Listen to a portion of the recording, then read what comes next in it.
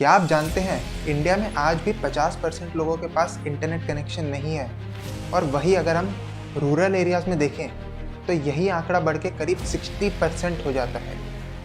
इस वीडियो में हम समझेंगे रिलायंस जियो की वो जीनियस 5G स्ट्रेटेजी जिससे वो पूरे टेलीकॉम सेक्टर को डोमिनेट करने का प्लान कर रहा है, और साथ ही किस तरह उस स्ट्रेटेजी से इंटरनेट को इंडिया के कोने कोने तक पहुंचाया जाएगा। तो क्या है जियो की जीनियस 5G स्ट्रेटेजी? इस स्ट्रेटेजी को समझने से पहले हमें समझना होगा कि कोई बिजनेस अपनी सेल्स कैसे इंक्रीज करता है। इसके नॉर्मली दो तरीके होते हैं। पहला तरीका होता है यू गेट न्यू कस्टमर्स, और दूसरा तरीका होता है यू इंक्रीज एवरेज रेवेन्यू पर कस्टमर। इसको बिजनेसेस कई तरीकों से करते हैं, जैसे कि अपना प्राइस इंक्रीज कर लिया, जैसे कि एडिशनल क्वांटिटी बेचने की कोशिश करी, जो आप देखते हैं by one get one free offers. तीसरा तरीका होता है क्रॉस सेल कर दिया, मतलब रिलेटेड प्रोडक्ट्स बेचने की कोशिश करते हैं कस्टमर को, जैसे टूथपेस्ट के साथ टूथब्रश बेच दिया। और अपसेलिंग का मतलब होता है more expensive and more advance product बेचते हैं वो कस्टमर को, जैसे कि iPhone 14 एंड iPhone 14 Pro। जियो की जो स्ट्रेटेजी है वो एक 2-fold स्ट्रेटेजी है, जिसमें जियो फोकस कर रहा है नए कस्टमर लाने पर भी और अपना रेवेन्यू पर कस्टमर इंक्रीज करने पर भी। अब जियो नए कस्टमर कैसे लाएगा, इसको समझने के लिए हमें समझना होगा 5G स्पेक्ट्रम के 700 मेगाहर्ट्ज के बैंड को, जो कि सबसे प्रीमियम बैंड कहलाता है और जिसको केवल जियो ने खरीदा है। 5G स्पेक्ट्रम के डिफरेंट टाइप्स के बैंड होते हैं, जैसे 700 megahertz, 800 megahertz, 900 megahertz and so on. Simple words में जितनी हायर फ्रीक्वेंसी का बैंड होता है उतनी फास्टर इंटरनेट स्पीड मिलती है, बट उतनी ही कम कवरेज होती है, और उसका लो पेनिट्रेशन भी होता है। लो पेनिट्रेशन का मतलब होता है कि सिग्नल दीवारों से बाउंस हो जाता है और घर के अंदर एक अच्छा कनेक्शन नहीं मिल पाता। 700 मेगाहर्ट्ज का बैंड एक लो फ्रीक्वेंसी बैंड है, तो इसकी स्पीड थोड़ी स्लो होती है compare to high frequency band, but ये एक वाइड कवरेज प्रोवाइड करता है और इससे घरों के अंदर अच्छा कनेक्शन मिल पाता है, क्योंकि इसकी पेनिट्रेशन लेवल्स हाई होते हैं। क्योंकि 700 मेगाहर्ट्ज का बैंड एक वाइड कवरेज प्रोवाइड करता है, तो इससे रिमोट एरियाज तक इंटरनेट कनेक्शन पहुंचाना आसान हो जाएगा। और यही नहीं, क्योंकि ये वाइड कवरेज प्रोवाइड करता है तो कम टावर्स में भी ज़्यादा एरिया कवर हो जाएगा। इससे कंपनी के ऑपरेटिंग एक्सपेंसेस बचेंगे, और इस तरह जियो जिन लोगों के पास इंटरनेट कनेक्शन अब तक नहीं है उन लोगों तक भी एक कॉस्ट इफेक्टिव इंटरनेट पहुंचाने की कोशिश कर रहा है।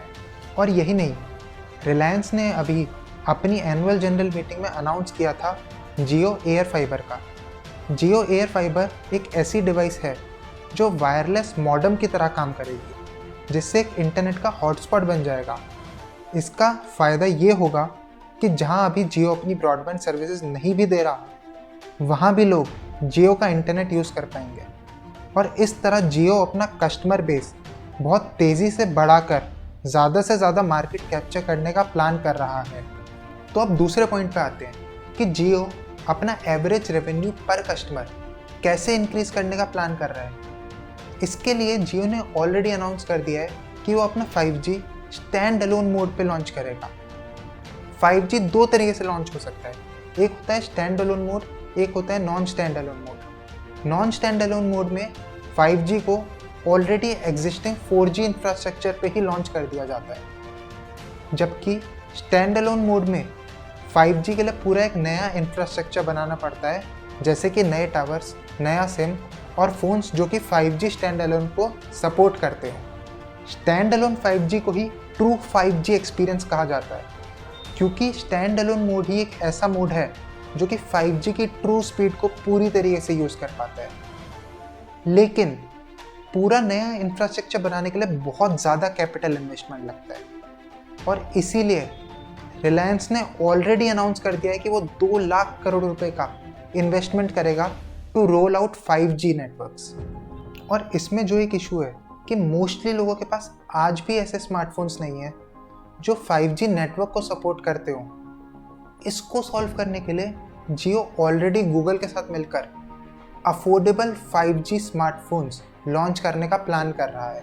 एंड जब जियो 5G के ऐसे मोड को यूज़ करके एक स्टेबल नेटवर्क प्रोवाइड करवा पाएगा विद वेरी हाई स्पीड, तब मोस्टली जो बड़े कस्टमर्स होते हैं लाइक बिग कॉरपोरेट्स, वो सब जियो पे शिफ्ट हो जाएंगे, जिससे एवरेज रेवेन्यू पर कस्टमर जियो का इंक्रीज हो जाए।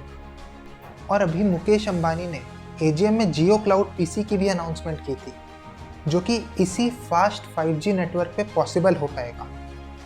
जियो क्लाउड पीसी में बेसिकली आपको पूरा पीसी जैसे प्रोसेसर, रैम, ग्राफिक कार्ड खरीदने की जगह बस एक मॉडेम जैसी डिवाइस खरीदनी होगी, एंड उसके बाद आप मंथली प्लान लेकर डिसाइड कर सकते हैं कि आपको कितना प्रोसेसर, कितनी रैम चाहिए। और इस तरह जियो ट्रेडिशनल पीसीज को अफोर्डेबल क्लाउड पीसी से रिप्लेस करके कंप्यूटर मार्केट को भी डिसरप्ट करने का प्लान कर रहा है। जहां एक तरफ जियो इतने सारे प्लान बना रहा है to dominate the 5G market, वहां ये जानना भी बहुत इम्पॉर्टेंट हो जाता है कि एयरटेल अपनी मार्केट में पोजीशन को मेंटेन करने के लिए क्या प्लान्स बना रहा है। अभी हुए 5G ऑक्शन में एयरटेल ने 43,000 करोड़ का स्पेक्ट्रम खरीदा था, वहीं जियो ने 88,000 करोड़ का स्पेक्ट्रम खरीदा था। इस पे गोपाल वित्तल जी, जो कि CEO ऑफ एयरटेल है, उनका कहना था कि एक डेलिब्रेट स्ट्रेटजी है एयरटेल की to get cheaper spectrum than their competition. और इसी तरह एयरटेल जो अपना 5G लॉन्च कर रहा है वो नॉन स्टैंड अलोन मोड पे कर रहा है, मतलब वो अपना 5G अभी एग्जिस्टिंग 4G इंफ्रास्ट्रक्चर पे ही लॉन्च कर देगा। इस तरह एयरटेल अपना बहुत सारा कैपिटल एक्सपेंडिचर बचा लेगा। एयरटेल का मेन प्लान है कि जिन एरियाज़ में वो ऑलरेडी सर्विस कर रहा है वहाँ पे वो जल्दी से जल्दी 5G को लॉन्च करे और एक अच्छी कस्टमर सर्विस प्रोवाइड करे। एयरटेल का जो ये प्लान है ये शॉर्ट टर्म में तो काम कर जाएगा, but in long term 700 megahertz का band plus standalone mode of 5G Jio को एक कॉम्पिटिटिव एडवांटेज प्रोवाइड करेंगे। बहुत से एक्सपर्ट्स का कहना है कि जियो अपने इतने बड़े इन्वेस्टमेंट पे एक अच्छा रिटर्न ऑन इन्वेस्टमेंट नहीं कमा पाएगा, but you know what, Reliance अभी सोच भी नहीं रहा है रिटर्न ऑन इन्वेस्टमेंट की। जैसे जब जियो ने 2016 में एंट्री करी थी, तब उसने रिटर्न ऑन इन्वेस्टमेंट के बारे में ना सोच के केवल और केवल एक चीज़ के बारे में सोचा था कि कैसे ज़्यादा से ज़्यादा कस्टमर्स को अक्वायर किया जा सके, जिसकी वजह से जियो आज बहुत प्रॉफिटेबल कंपनी है। इसी तरह 5G में भी जियो बस एक ही चीज़ पे फोकस करके चल रहा है कि कैसे ज़्यादा से ज़्यादा मार्केट को कैप्चर किया जा सके। वैसे इस ऑक्शन में हमने एक और चीज़ देखी कि अडानी ग्रुप ने भी 5G स्पेक्ट्रम परचेज़ किया। तो इसका क्या मतलब है? क्या अडानी ग्रुप भी टेलीकॉम सेक्टर में कूद रहा है? तो इसका जवाब है नहीं।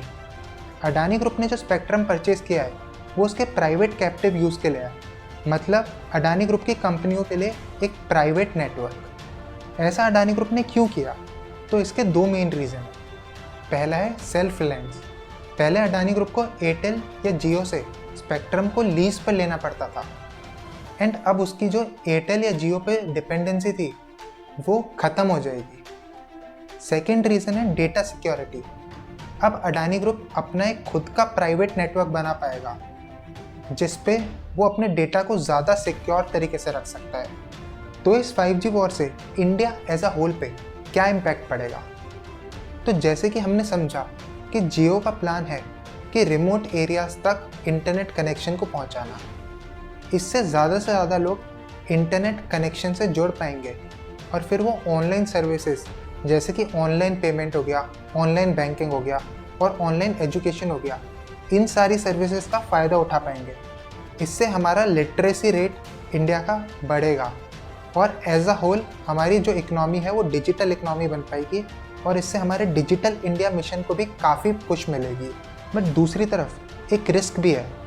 अगर जियो सक्सेसफुल हो जाता है एयरटेल और वोडाफोन को मार्केट से हटाने में, तो ये एक मोनोपोली सिचुएशन क्रिएट हो जाएगी इंडिया में, जो कि इंडिया के लिए बिल्कुल अच्छी बात नहीं होगी, क्योंकि फिर फ्यूचर में जियो हायर प्राइसेस चार्ज कर पाएगा अपनी सर्विसेज के लिए, क्योंकि मार्केट में और कोई प्लेयर नहीं है। तो आप लोगों को क्या लगता है, क्या जियो सक्सेसफुल होगा एयरटेल और वोडाफोन को मार्केट से हटाने में? Let me know in the comment section. अगर वीडियो से कुछ नया सीखा हो तो इसको अपने दोस्तों के साथ शेयर करना और लाइक करना मत भूलना। और अगर ऐसे ही बिजनेस कंटेंट और चाहिए तो इस चैनल को सब्सक्राइब कर दो।